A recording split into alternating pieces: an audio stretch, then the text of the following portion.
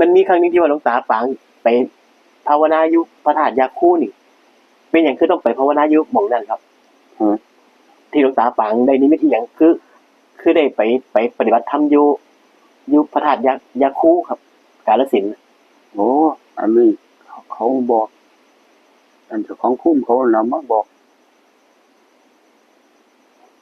นั่งอยู่ที่เขาก็มาเห็นเขาย้อนกับหลวงปู่หลวงปู่ก็เป็นหยังเลยไปยามมันเขาเนี่ยเด้อเพื่อนมันเขาอยู่ซ้ายเพื่อนเนาะรอนึกกันดีๆเลยว่ากูจักสิเว้ยมันคอแดดมาเนี่ยโอ้เมืองฟ้าแดด2อย่าง2อย่างครับก็เลยได้ไปย้อนดอกแต่นี่เพิ่นได้หลวงตาปางก็ได้ไปภาวนาอยู่เมืองฟ้าแดด2อย่างแล้วมันเกิดปรากฏการณ์อีหยังครับเป็นกล้วยตอนนั้นหลวงตาปางได้สวดคาถาสวดอีหยังบ่ก็นั่งสมาธิธรรมดาสมาธิก็บ่สมาธิก็มันเมื่อยจุดธูปแล้วบอกเขาซะแล้วนอนเลยโอ้เหตุการณ์ที่ว่าแผ่นดินมันไหวในช่วงที่หลวงตาไปปฏิบัติอยู่ตอนนั้นมันเป็นจังไดครับเหตุการณ์มันเป็นไงคือว่าแผ่นดินมันไหวแผ่นดินมันกล้วยนั่นแหละครับโยกเยกฮะโยกเยกมันเพราะเหตุผลใดเหตุแผ่นดินมันคือกลวยได้เจ้าของเขามาว่าด้วยว่าโอ้แต่ที่เพิ่นบอก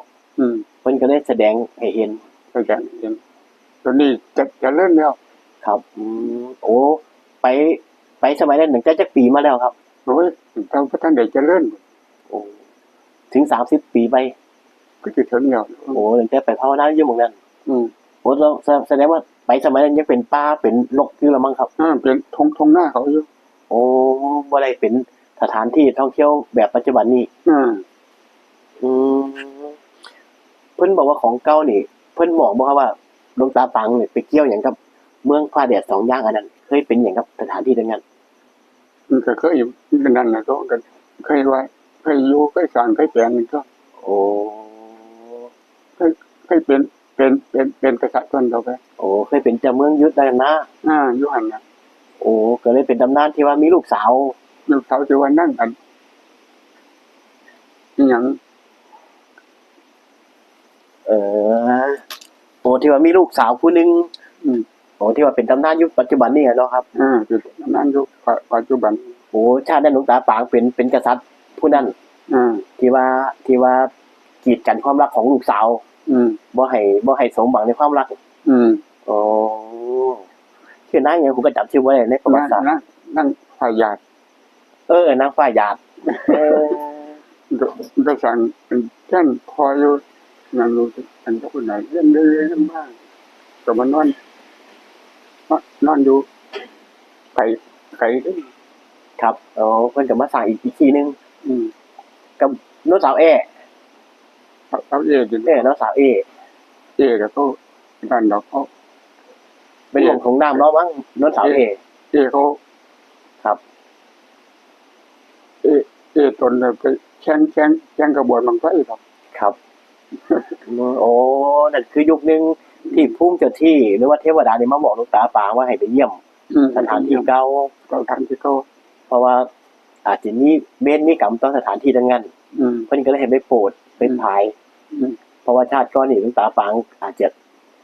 จะทำลายผู้คนหรือเป็นกษัตริย์ปกครองคนแบบโดยอำนาจบาดใหญ่หยังก็ว่าไปก็เลยได้มีเวรต่อกันเพิ่นก็เลยมานิมนต์ให้ไปโปรดไปแผ่เมตตาพยายามมันเข้าเนี่ยเดี๋ยวตอนนั้นไปนี่วิญญาณมาหาหลายบ่ครับบ่ใครมีที่โอ้บ่ค่อยมีแต่ว่าไปเอาก้อนอิฐครับ3ก้อนอะไรเอามารอพระน่ะครับก้อนอิฐยกถาดอันนั้นครับถาดยาคูนเอามา3ก้อนเอาขึ้นไปรถเขาก็ว่าอยากให้เอาขึ้นน่ะเอาขึ้นไปรถไว้นั่นเนาะคันกูกันว่าถ้าอันพวกกรมศิลป์เอาไปเบิดมันขึ้นเป็นโบราณสถานเนาะผมสิแล้วก็หวงเขาบ่ให้เอาเคลื่อนย้ายวัตถุบ่ให้เฮ็ดโดยพระการแ แต่ตอนที่หลวงตาปางสิได้รู้ว่าเจ้าของเคยเกิดเป็นพ่อนั่งฟ้าหยาดเนี่ยเป็นกษัตริย์ท่านนั้นเนี่ยเห็นเป็นภาพเจ้าของขึ้นมาบ่ครับ เลย เห็นนิมิตเป็นภาพเจ้าของขึ้นมาบ่ บอกว่าอย่าง อ้าวแล้วคือสิรู้ว่าเจ้าของเคยเป็นกษัตริย์เป็นพ่อนั่งฟ้าหยาด บ้านงานเขาบอกเลย โอ้เทวดามาบอกภูมิอยู่นั่นมาบอกที่บอกอยู่แน่ทั้งนั้น ผู้เทวดามาบอกให้ลงกับลงผากระเที่ยวอย่างเนาะ โอ้ มาบอกกันได้ โอ้เอาเพิ่นมาบอกนี่ภาษาจิตที่คุยกันกับเพิ่นนี่เว้าเป็นภาษามนุษย์เพิ่นเว้าใจความให้จังไดฟังครับ คนก็เอิ้นธรรมดาเนาะจะคู่มันหยังดอยพยายามมันเข้านะอะไรเงี้ยบอกเรื่องกันมันเข้าอยู่ไสด้วยกันดอกบ่รู้จักสิเนี่ยเมืองฟ้าหยาดน่ะร้านนึงเมืองฟ้าแดดเลย ครับ แล้วก็ออกพรรษาแล้วก็ได้ไป อืม แล้วก็เป็นนอนอยู่หั่นน่ะนอนอยู่ห่มขาม ครับบ่ตอนนี้เหตุอะไรคือสิรู้ว่าเจ้าของเคยเป็นกษัตริย์องค์นั้นมาก่อนเป็นพ่อนั่งฟ้าหยาด โอ้ย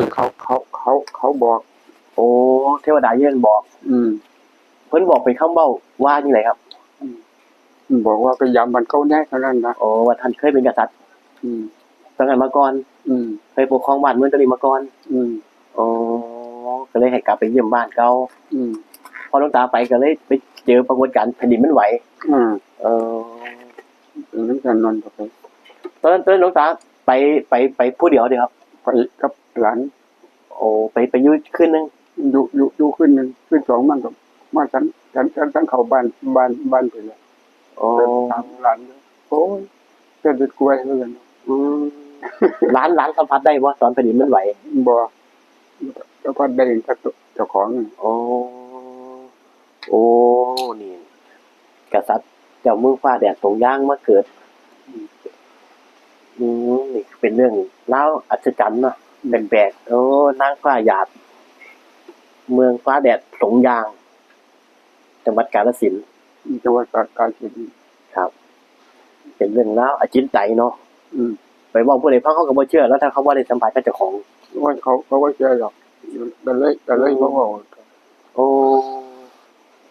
อันบ่จำเป็นก็บ่ได้เว้าผู้ใดฟัง บอก ถ้าลูกหลานบ่ว่าสอนก็สิบ่ได้เว้าเดี๋ยวนี้ก็บ่มีผู้ใดรู้เรื่องราวก็สิสูญหายไปเดี๋ยวนี้เหมือนกับเรื่องราวหลวงปู่ทองทิพย์นี่แหละน้องเรื่องราวบ่เอามาสอบมาถามก็สิบ่มีผู้ใดรู้